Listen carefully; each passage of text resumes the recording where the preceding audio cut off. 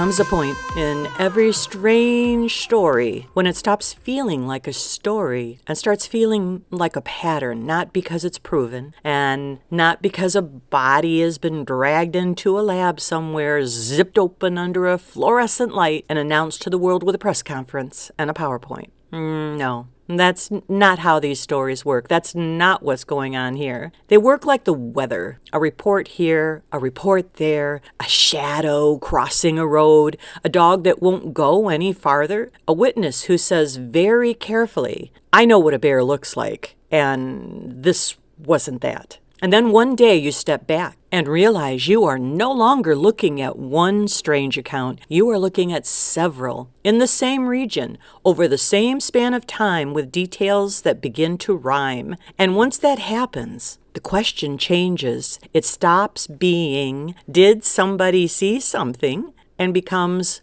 why do so many people keep describing the same thing? Tonight, we're not chasing a single sighting. We're examining a 6-month window of reports anchored in Ohio, expanding into Ontario, echoed over there in Pennsylvania, and reflected across multiple regions in North America. Not to prove Bigfoot. That's not what this is. This is about patterns. And patterns, my friends, are where mysteries stop being the campfire stories and start becoming real, serious investigations. Welcome back, my Nightside tribe. This is Sunny with Nite Muse Media, coming to you from the deep forest somewhere above the 45th parallel, where the tea is hot, the woods are dark, and if something knocks back from the tree line, you suddenly remember several urgent errands you have to do someplace else. Tonight, I want to do this a little bit differently, not as a list and not as a breathless recap, not that machine gun of headlines that everybody's being fed, because this subject has already been served to the public in little tiny thin slices. Some stories deserve more than a thin slice. They deserve context and patience. They deserve somebody willing to sit with the details long enough to ask what they might really mean. So tonight, that's what we're doing. We're stepping back from the noise to look at the signals. So I'm breaking this down into segmented parts. What investigators mean by the word flap. Let's begin with a word that gets thrown around in paranormal and cryptid circles, the flap. It sounds casual, it's almost kind of silly, like something a goose does. But in investigative language, a flap means something very specific. A flap is a compressed burst of unusual reports in a particular place over a relatively short period of time. That does not mean the reports are true, and it does not mean the witness accounts prove a creature exists. It does not mean we should all start building reinforced tree houses and learning how to communicate through gifted acorns. What it means is simpler. A cluster of reports has become concentrated enough that investigators take notice, and that's important. Because a single odd sighting can be dismissed as misidentification. 2, okay, it's a coincidence. 3, 4, 5, 6... especially if they happen in connected geographical areas and carry repeating details, begin to form something else.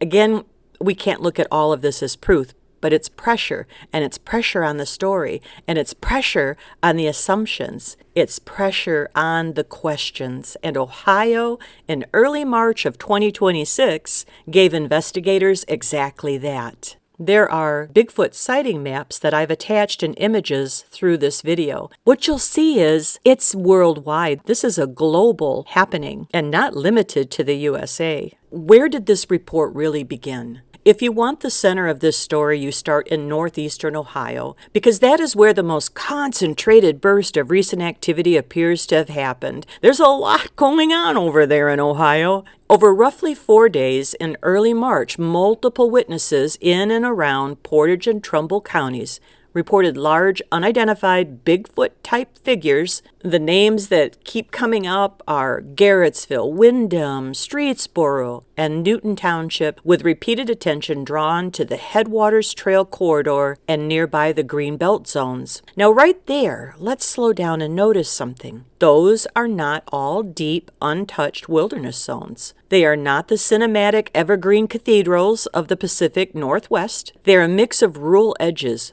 wooded corridors, rail-to-trail areas, greenbelts, farm margins, and small-town transitioning spaces. And that matters, because one of the most useful concepts in wildlife biology is one of the most under-discussed in Bigfoot reporting, and that's the idea of edge habitat. Edge habitat is where you have these two environments that are meeting. So you have woods and farmland, you have forests with towns, you take a tree line and a trail, or a river corridor and open land, and these are places where animals will feed, travel, pass through while using the undercover. They're also places where humans are much more likely to have a brief encounter with something that doesn't want a long one. In other words, if there was a large, elusive, mobile animal moving through a region, this is exactly the kind of landscape where you would expect people to glimpse it. Not in the deepest wilderness, but at the edge, where your world brushes against something else. Now let's talk about what people actually said, because this is where stories either strengthen or completely collapse under their own melodrama. One witness traveling near Windham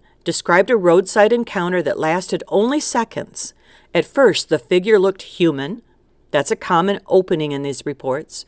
I thought it was a person, is often the very first attempt the mind makes to explain a shape that seems upright and large where it shouldn't be. But then something fails to fit.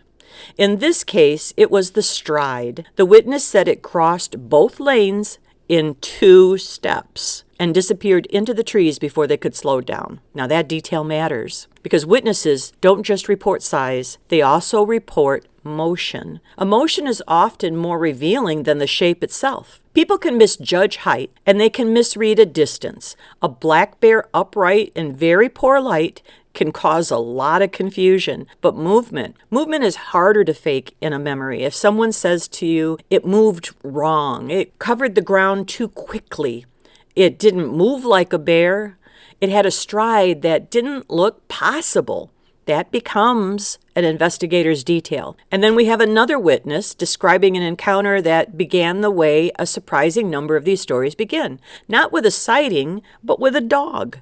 The witness said their German shepherd started growling toward the woods and then backed away, like it wanted no part of whatever was there. And then something large moved between the trees and everything went quiet. Because the dog knew first is one of those details that shows up again and again in reports that people consider credible. Not because dogs are mystical and not because they're carrying hidden government clearance from a secret canine task force on cryptid reconnaissance. I don't know where all that just came from. But because dogs perceive what we often miss: the scent before the sight, movement before a form, and tension before explanation. That doesn't prove a Bigfoot was there. It does mean the environment changed in a way the animal registered before the human did. And repeated details like that are where pattern building begins. Other recent Ohio reports describe figures between 6 and 10 feet tall, black and brown hair, deep grunts or vocalizations, wood knocking. The wood knocking just fascinates me, and a heavy, musky odor. That last one is worth discussing, because if you have spent any time around black bears, especially in thick cover or low light, you know scent can hit before the shape does. I've said it before, I'll say it again. There's a particular musky animal smell that makes your nervous system sit upright in its chair and say, I would like to file a concern. So yes, bears matter here. And coming from the north, I know a bear when I smell one. Which brings us to a necessary stop on this road. And it should. If you're going to talk about Bigfoot reports, honestly, you must also talk about known wildlife, especially bears. Ohio's bear population and transient bear movement have increased in recent years. Young males are dispersing, they travel, they show up in places people don't expect, and from the wrong angle, in the wrong light, a bear can absolutely create the first spark of a Bigfoot story. A bear upright can look surprisingly tall. A fast-moving bear on a road will look very bizarre. A dark animal at dawn can become anything the brain cannot quickly name, so let's not pretend that explanation is foolish. It's not. It's being responsible. But here's why the Ohio witnesses remain interesting. Several specifically said what they saw did not move like a bear. I still believe that most of humanity is somewhat intelligent. They described a long-limbed figure, a more human-like or gliding motion, and a stride length that didn't seem to match ordinary wildlife. And that is where investigators stop arguing online and they start comparing reports, because that question becomes, could one witness be mistaken?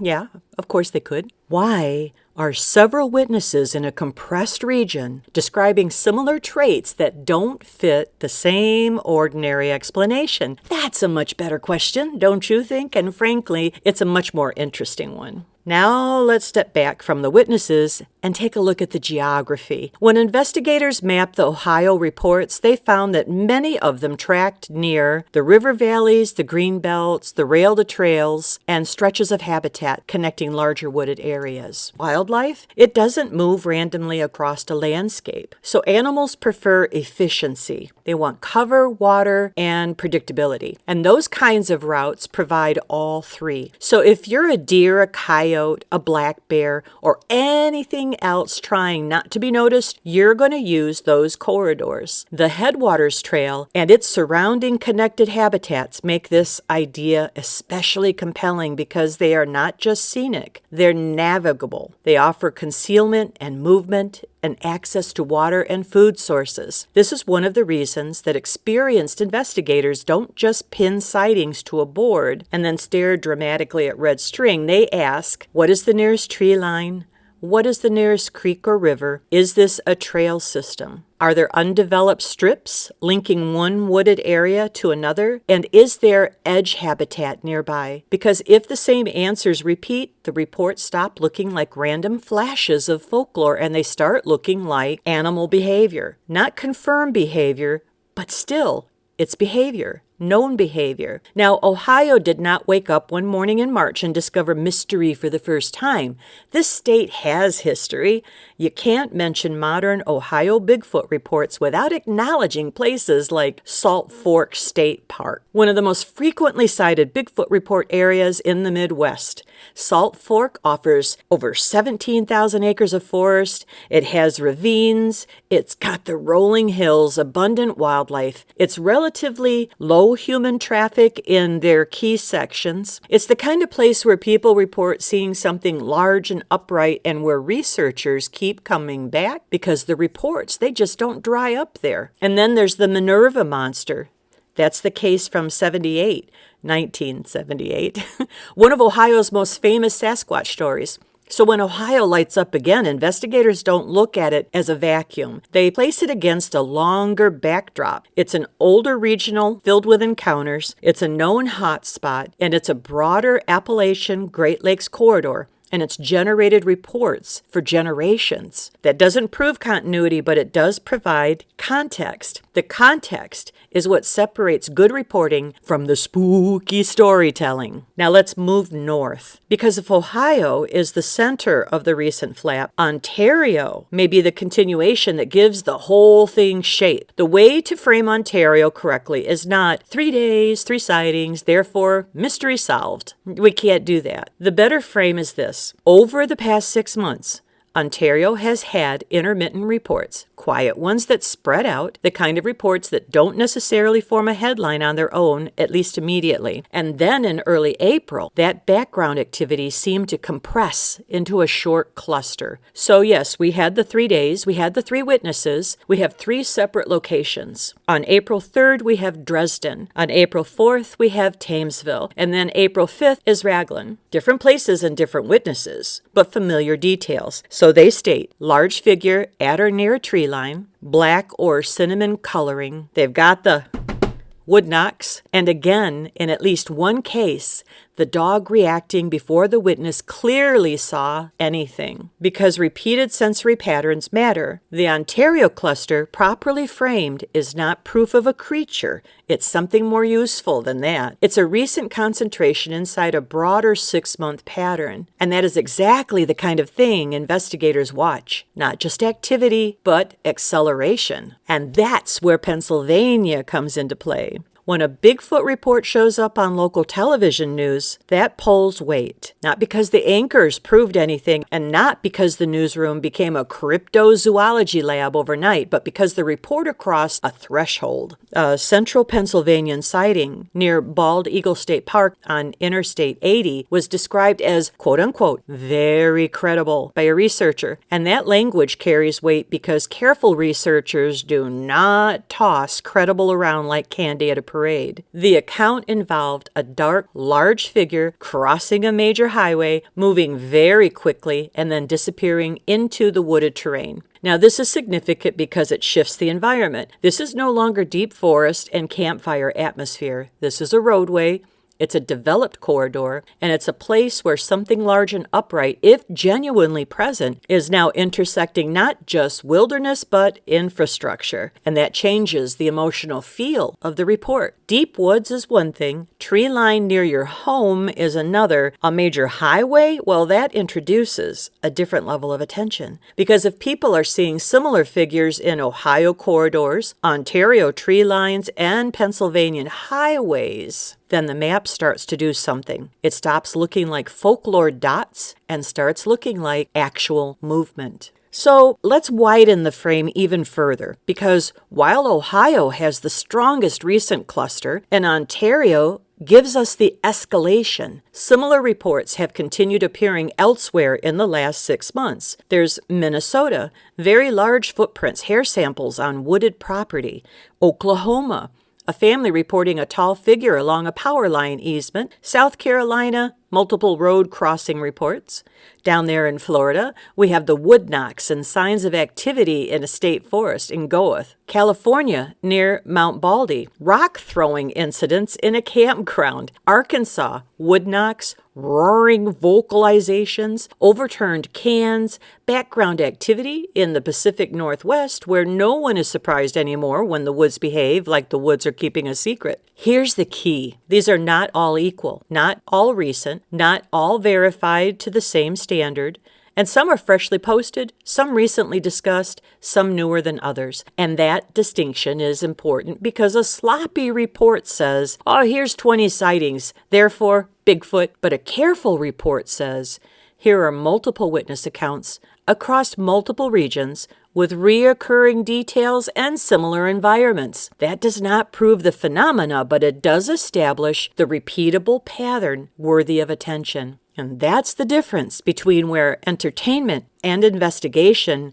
begins to take a foothold. Tonight, we are doing investigation. This is a very good place to explain something that the public often misses. Not every Bigfoot report is treated equally. Organizations like BFRO classify reports by quality. A Class A report, well, that's generally going to mean a clear visual sighting under conditions where the witness had a decent opportunity to observe what they saw. A Class B report might involve sound and tracks, partial visuals, or circumstances that are suggestive but not conclusive. And that's important because the subject attracts noise. A lot of noise. Misidentifications, exaggerations, jokes. People who see a stump at dusk and are somehow spiritually transformed by the stump. So any serious approach to this topic has to separate first-hand visual accounts, secondary retellings, possible environmental evidence, and pure social media theater. And to their credit, there are people doing that work. If you want to stop thinking in isolated stories and start thinking in broader patterns, one of the most useful tools is the Bigfoot Mapping Project at bigfootmap.com. And I do recommend people look at it, not because a map proves a species, it doesn't, but because visualizing reports changes the way you think. And when sightings are plotted geographically, you begin to notice the overlap with forest systems, the clustering near mountain and river corridors, the repeated use of that edge habitat that's so important, and the distribution across the Great Lakes, the Pacific Northwest, and selected eastern corridors. A map doesn't hand you an answer, but what it gives you is structure. And structure's vital when dealing with a subject where stories otherwise float around loose and disconnected. Also, worth mentioning, Bigfoot Society podcast at bigfootsocietypodcast.com has done a very solid job staying close to this topic, interviewing witnesses, tracking details, keeping current reports in motion. In a field where information can sprawl in all directions, consistency matters. People doing steady, focused tracking work is so important because mystery does not organize itself. Mystery loves chaos. People do that, and when they do it really well, the patterns become visible. Now, let's land this where it belongs. There is still no confirmed scientific evidence of an undiscovered North American primate species. No body, no accepted DNA, no specimen in a museum drawer labeled, well, there it is. And it should be said plainly, but so should this. People in different regions, no relationship to one another, continue to describe similar things. It's not identical and it's not perfect, but similar enough that investigators keep returning to the same repeated elements. And not to fatigue you, hang with me there, okay? Tall, upright figures, long, unusual stride, dark or reddish hair, that musky odor, wood knocks, vocalizations, dogs and livestock reacting first, and movement through corridor landscapes where concealment is possible, but encounters remain likely. That does not close the case, but it does keep the case open. That's where the power of this subject lives, not in certainty, in persistence. Because the most interesting phase of any mystery is not the moment it appears. It's the moment it refuses to disappear. Ohio gave us a flap. Ontario gives us a continuation. Pennsylvania gave us a credibility bridge. And the wider map gave us a reminder that this story has not stayed in one place. It has been moving in fragments across tree lines and roads and green belts and valleys and rails and edges, not loudly but very clearly and consistently. The consistency is where curiosity becomes the investigation. So, if you live in one of these areas and something in the woods doesn't sound right, if the dog notices it first, and if the tree line feels a little too occupied, something crosses the road in a way your mind cannot file under bear, pay attention, or don't. I understand both choices, because some people hear a wood knock and think, I should go investigate. And some of us hear a wood knock and think, I should respect the privacy of whoever owns this forest. Both are valid. Either way, if you've seen something, heard something, or experienced something unusual, reach out. There's a number attached here if you have anything you'd like to talk about, because patterns don't build themselves. They build when people compare what they've seen. Follow the signals. Question the noise, and I'll see you on the night side.